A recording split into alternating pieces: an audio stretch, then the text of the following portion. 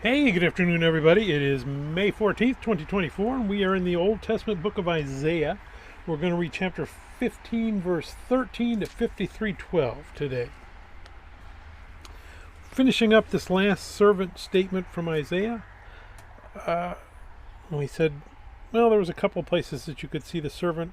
Cyrus was a servant. He's a Messiah, but his distinction is that God's going to use him, but Cyrus doesn't necessarily follow God and isn't doing God's will. He's doing God's will, but Cyrus isn't a believer in God. The servant is sometimes called Israel in these prophecies, but this particular case, this Messiah is taken out of Israel. He's going to suffer for Israel. He's going to bear the sins of Israel as we sit in here. So this is talking about a specific person, which is the Messiah, Jesus of Nazareth. And we thought it was amazing how Isaiah was predicting Cyrus 150 years before then. He's predicting Jesus 700 years before. A lot of the prophecies that you read in the New Testament, in the Gospels, that are being called out as being fulfilled, they're coming from this section that we're getting ready to read. This is almost all the New Testament Gospel story.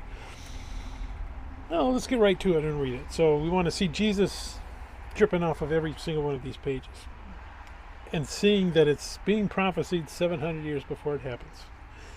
Let's go ahead and we're going to read Isaiah chapter 52, verse 13 to 53:12. Behold, my servant shall deal prudently. He shall be exalted and extolled and be very high. Just as many were astonished at you, so his visage was marred more than any man, and his form more than the sons of men. So shall he sprinkle many nations. Kings shall shut their mouths at him, for what had not been told them they shall see, and what they had not heard they shall consider. Who has believed our report, and to whom has the arm of the Lord been revealed? For he shall grow up before him as a tender plant, and as a root out of dry ground. He has no form or comeliness, and when we see him, there is no beauty that we should desire him. He is despised and rejected by men, a man of sorrows and acquainted with grief. And we hid, as it were, our faces from him. He was despised, and we did not esteem him.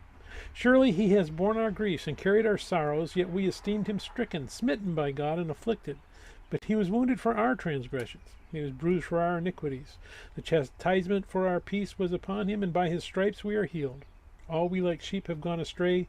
We have turned every one to his own way, and the Lord has laid on him the iniquity of us all. He was oppressed and he was afflicted, but yet he opened not his mouth. He was led as a lamb to the slaughter, and as a sheep before its shearers is silent, so he opened not his mouth. He was taken from prison and from judgment.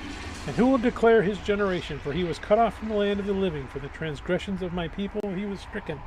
And they made his grave with the wicked, but with the rich at his death, because he had done no violence, nor was any deceit in his mouth.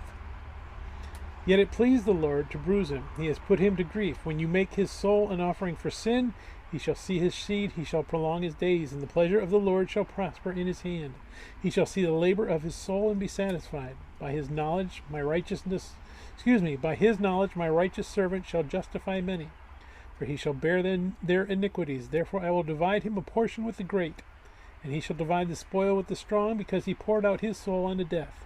And he was numbered with the transgressors, and he bore the sin of many, and made intercession for the transgressors. May God bless the reading of his word, and may God bless you. Bye.